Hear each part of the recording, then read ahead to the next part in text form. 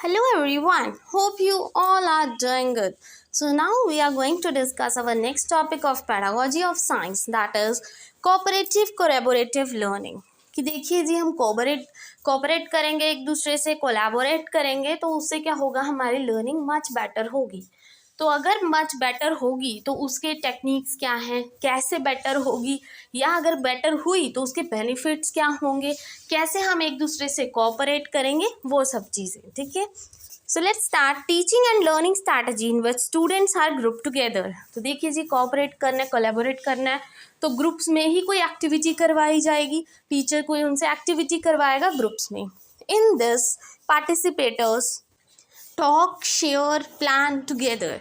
यहाँ पे क्या होता है, जैसे ग्रुप्स हैं, बच्चों को ग्रुप्स में बांट दिया जाता है, या एक टीचर है जो जब कोलैबोरेटिव लर्निंग बच्चों को सिखाएगा, बच्चों को कोऑपरेट करना सिखाएगा, तो वो उनको ग्रुप्स में डिवाइड कर देगा। 5-5 के, जैसे 2 ग्रुप्स हैं, ये 5 बच्चे हैं, ये 5 बच्चे हैं, ठीक है, कोई भी टॉपिक हो टीचर दे देगा और वो डिस्कस करेंगे एक दूसरे से कोऑपरेट करके। ठीक है, तो उसको बोलते हैं हम कोलैबोरेटिव लर्निंग। इसमें वो एक दूसरे से देखिए शेयर भी करेंगे अपने थॉट्स को, ठीक है जी, बातचीत करेंगे एक दूसरे से और प्लान करेंगे कि एक्चुअल में इस टॉपिक में हो क्या सकता है, हम क्या कुछ ऐड कर सकते हैं, डिफरेंट व्यू पॉइंट्स देखने को मिलेंगे।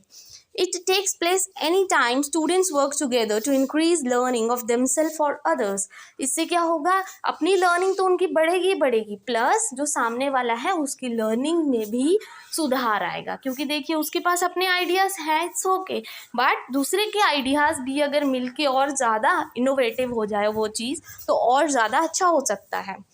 4 प्रिंसिपल्स पर ये बेस्ड होती है, that it focus on the learner. तो देखिए, कोऑपरेट करेंगे, कोलैबोरेट करेंगे तो ज़्यादा फोकस किस पर है, टीचर पर थोड़ी है, लर्नर पे है। लर्नर सेंटर्ड लर्निंग है ये एक तरह से। Then it is interaction is important. तो देखिए, इंटरेक्ट तो बच्चे करेंगे, एक दूसरे से बातचीत करेंगे, वो ज़्यादा ज़रूरी होती है। Working in a group is an important mode of learning, और ये लर्निंग का बहुत अच्छा मोड है, इससे बच्चा जल्दी फटाफट सीख जाता है। जैसे हम कहते हैं ना कि अगर किसी के साथ हम बातचीत करें, कोई चीज़ टॉपिक को समझें अच्छे से, तो वो टॉपिक बहुत टाइम तक हमारे माइंड में रहता है। तो बस वही चीज़ है ये, able to solve the real world situations. कोई भी प्रॉब्लम है रियल वर्ल्ड से रिलेटेड, तो आप वो सॉल्व कर सकते हैं ईजीली। देन इसके बेनिफिट्स क्या होंगी, development of the higher level thinking. आपकी जो थिंकिंग लेवल है वो डेवलप होगी, आप उस चीज़ पे सोचोगे, अच्छे से डीपली सोचोगे, तो आपकी थिंकिंग तो खुद ब खुद बढ़ेगी। देन सेल्फ मैनेजमेंट सीखोगे आप कि कैसे आपने चीज़ों को मैनेज कर रहे हैं रियल लाइफ सिचुएशन में भी, थॉट प्रोसेसेस आपके अच्छे हो जाएंगे। Leadership skills in the sense कि आप ग्रुप में काम कर रहे हो, किसी को आप क्या कर रहे हो, डील कर रहे हो किसी के साथ, ठीक है, बातचीत कर रहे हो, तो लीडरशिप स्किल्स आप में खुद में आएंगी। आप किसी को कुछ बता रहे हो, उसके सामने वाले को नहीं पता, आप उसकी हेल्प कर रहे हो, तो वो लीडरशिप स्किल्स में ही आ जाती है। देन ओरल कम्युनिकेशन तो आपका डेवलप होगा ही, तो कम्युनिकेट करना सीखोगे आपकी कैसे बातचीत करते हैं, क्योंकि वो ग्रुप में पता नहीं कितने ही बच्चे होंगे, कितने ही रिलीजन से, कितने डिफरेंट कास्ट से, तो वो क्या होगा, डाइवर्सिटी तो मिटा ही देगा। प्लस पॉइंट यही है कि ये चीज़ ये नहीं देखेगा कि कितने ज़्यादा लोग हैं, कितने धर्म के, ये सब चीज़ें नहीं देखी जाती, फिर बस स्टडी होती है, ठीक है, और सीखा जाता है कोऑपरेट करना, और कम्युनिकेशन प्रॉपर होती है, ठीक है। Then promotion of healthy relationship, ठीक है, कई बच्चे होते हैं ग्रुप्स में ऐसे, कभी उन्होंने क्लास में बुलाया नहीं है किसी को, पर जब आप ग्रुप में काम करोगे तो बुलाना भी पड़ेगा और काम भी करना पड़ेगा, तो इससे उनके रिलेशंस भी अच्छे होंगे। इंक्रीज ऑफ सेल्फ इस्टीम तो बढ़ेगा ही, कॉन्फिडेंस आप में खुद में आएगा। Increase understanding of different perspectives, और दूसरों के व्यू पॉइंट को आप समझना स्टार्ट करोगे। कई बार क्या होता है, हम भी इतने बड़े हो गए हैं, फिर भी कई बार सामने वाले का व्यू पॉइंट नहीं समझ पाते, हमें लगता है इसने जानबूझ के किया, बट एक्चुअल में ऐसा होता नहीं है। तो अगर हम कोऑपरेट करेंगे, बातचीत करेंगे, तो हमें पता लगेगा कि सामने वाले का व्यू पॉइंट है क्या। Preparation for the social life, तो ये तो बार बार रिपीट हो गया, सोशल लाइफ आपकी डेली लाइफ में कहीं ना कहीं काम आएगी, आपकी ये कम्युनिकेशन स्किल्स। देन एग्जाम्पल्स आप क्या करवा सकते हो, राउंड टेबल, वही जैसे बताया 2 टेबल्स हैं, राउंड में बच्चों को बिठा दो, एक लिस्ट है, एक ब्लैंक पेपर है, पेन पेपर लेके उनको बिठा दो या पेंसिल, ठीक है, फिर आप क्या करोगे, उनको एक चिट दोगे और क्वेश्चन दोगे, तो उस चिट में वो बारी बारी क्या करेंगे, अपने अपने व्यूज़ लिखेंगे, वो होता है राउंड टेबल। ठीक है। Then come group problem solving, कोई भी प्रॉब्लम दे तो वो एक दूसरे से क्या करेंगे, बातचीत करके उस प्रॉब्लम को सॉल्व आउट करेंगे और एंड में आपको डिसीजन बता देंगे। देन फिश बाउल डिबेट, ये तो सिंपल डिबेट नाम से पता लग रहा है, ठीक है। एक पॉजिटिव चीज़ बोलेगा, दूसरा नेगेटिव, और बीच वाला क्या है उनको नोट डाउन करेगा, वो तो fish bowl debate.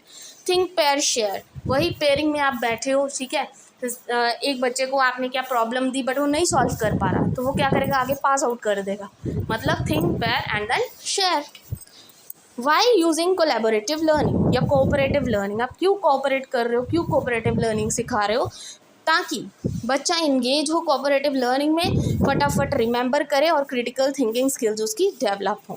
Student enjoy more as compare to traditional lecture method, simple teacher आके लेक्चर देगा, बच्चा बोर हो जाएगा, बट अगर आप कुछ एक्टिविटी करवाओगे उससे बच्चे को क्या, वो इन्जॉयमेंट मिलेगी और फटाफट वो सीख भी जाएगा। And develop the team work तो आएगा ही उनको कि एक साथ काम करना कैसे है। और बेनिफिट्स हैं, टीम वर्क आएगा, कोऑपरेशन बच्चा सीखेगा, प्रॉब्लम सॉल्विंग स्किल्स आएंगी उसमें, सेल्फ एस्टीम डेवलप होगी, higher achievements and appreciate the differences, जो आपको बताया था, डाइवर्सिटी को भी अप्रिशिएट करना सीखेगा। एंड इक्वल पार्टिसिपेशन, हर एक बच्चा इक्वली पार्टिसिपेट करेगा। बट एडवांटेजेस हैं तो डिसएडवांटेजेस भी साथ में चलेंगे। ये नॉइजी और लाउडी हो जाएगा जब ग्रुप्स में आप काम करवा रहे हो, बच्चे शोर शराबा करेंगे। टाइम कंज्यूमिंग है, टाइम बहुत ज़्यादा लगेगा एक एक के व्यू पॉइंट नोट डाउन करने में। डिफरेंट ओपिनियंस होते हैं सबके, कई बार मिसमैच हो जाते हैं, ठीक है। Not all student contribute equally, कई तो ऐसे ग्रुप में बैठे रहते हैं, कंट्रीब्यूट नहीं करते, तो ये तो डिसएडवांटेज हुआ ना। डिफ़िकल्टी फॉर द शाई स्टूडेंट्स, और जो बच्चे बहुत शर्मीले होते हैं, शाय होते हैं, उनके लिए बहुत दिक्कत आती है कि वो बातचीत नहीं कर पाते, तो वो क्या कोऑपरेटिव लर्निंग सीखेंगे, ठीक है। So this is all about cooperative learning, and I hope today's video is useful for you. Thank you very much, and please don't forget to like and subscribe my channel.